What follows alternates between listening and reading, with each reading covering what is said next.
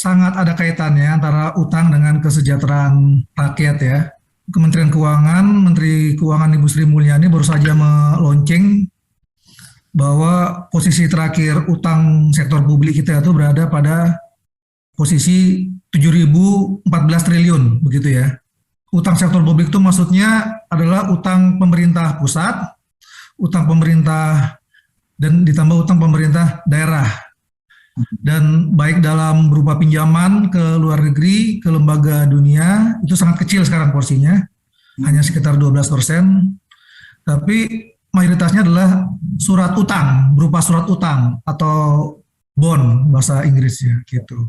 Jika kita melihat dalam 7 tahun terakhir Pak Jokowi ya, Pak Jokowi itu waktu beliau baru masuk menjadi presiden tahun 2014, pada akhir 2014, itu posisi utang dari utang sektor publik ini, utang pemerintah pusat, adalah sebesar 209 miliar US dollar. Atau kalau dengan kurs pada waktu itu, 2014, itu sekitar 2.599 triliun. Yang tadi angka yang awal saya sebutkan, yang dari Ibu Sri Mulyani itu, yang posisi utang terakhir ya, 2022, 7.014 triliun, sedangkan posisi masuknya Pak Jokowi 7 tahun yang lalu itu 2.599 triliun. Bila saya selisihkan itu ternyata Pak Jokowi telah menambah utang dalam 7 tahun pemerintahannya itu sebesar 4.415 triliun. Dan itu posisi 4.415 triliun itu meningkat 170% dibandingkan tahun 2014 gitu. Dan belum itu saja, ada lagi namanya utang dari BUMN.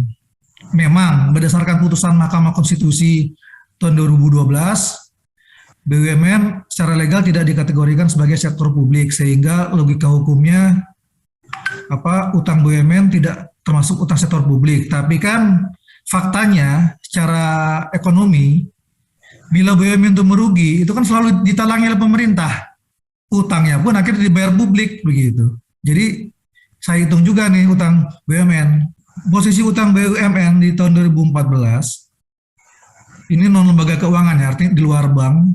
Ini posisi utang BUMN di luar bank. Di akhir tahun 2014 Pak Jokowi baru masuk itu sekitar 40 miliar US dollar. Atau kalau dengan kurs saat itu sekitar 504 triliun. Nah, angka 504 triliun ini artinya terjadi peningkatan sebesar 100%.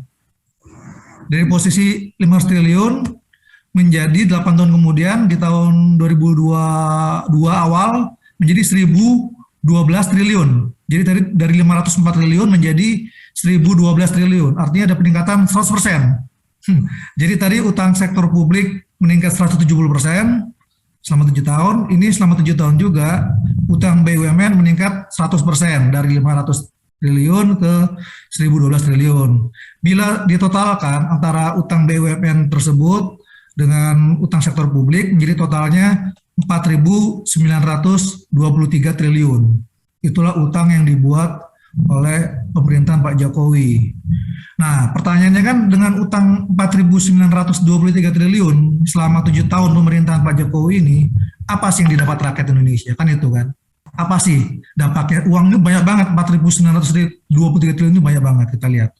Oke, pertama-tama kita lihat adalah pendapatan rakyat Indonesia yang bisa diwakilkan dengan angka dari PDB per kapita.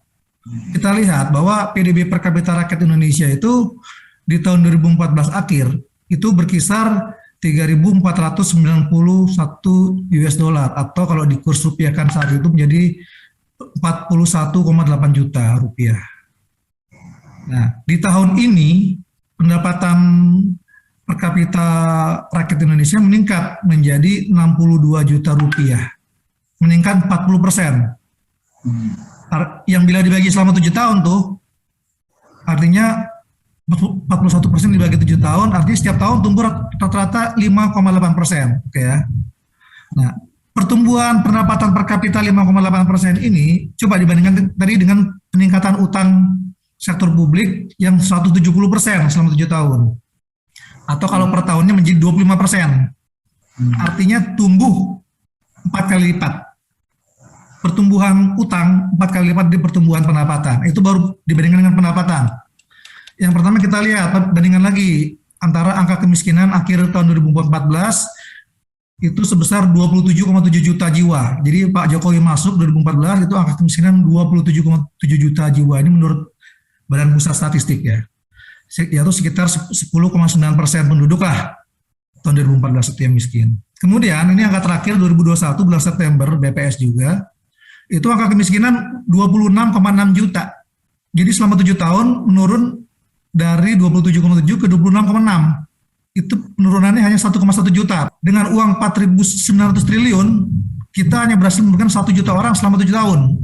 Dikit sekali itu Pak sebenarnya. Jadi uang itu hampir tidak berguna. Dan ini yang terakhir dibandingkan dengan angka pengangguran. Bermanfaat gak utang 4.900 triliun itu untuk pengangguran, untuk menurunkan pengangguran? Kita lihat ya Pak. Ternyata pada akhir 2014, angka pengangguran kita itu 7,2 juta jiwa pada waktu Pak Jokowi masuk. 7 tahun kemudian, terakhir ini, akhir tahun 2021, angka pengangguran kita menurut BPS adalah 9,1 juta jiwa, Pak. Jadi malah ada peningkatan, 1,9 juta jiwa. Jadi selama 7 tahun sudah berhutang 4.900 triliun, namun pengangguran meningkat, 1,9 juta jiwa. Ini artinya utang yang dibuat pemerintahan Jokowi itu sama sekali tidak berdaya untuk menghadapi penambahan pengangguran yang terjadi selama masa itu. Artinya apa? Kesimpulannya, artinya utang sebanyak itu, penambahan utang sebanyak 4.923 triliun, itu tidak memberikan dampak yang signifikan untuk peningkatan kesejahteraan rakyat Indonesia. Jadi pendapatan per kapita tumbuhnya sangat pelan dibandingkan dengan pertumbuhan utang. Kemiskinan itu hanya turun sangat sedikit, 1,1 juta jiwa. Itu zaman Gus Dur pernah turun setahun 5 juta jiwa. Ini 7 tahun 1,1 juta jiwa, artinya dibagi 7 sekitar 100 ribuan aja itu setahun. Sudah menurunkan orang miskin. Utangnya banyak banget. Dan kemudian yang paling miris bagi kita ya ternyata angka pengangguran malah bertambah. Jadi Pak Jokowi masuk dengan Pak Jokowi sekarang, itu banyakkan sekarang 1,9 juta jiwa pengangguran. Jadi istilahnya hampir tidak berdampak, kita tidak bisa merasakan apa-apa.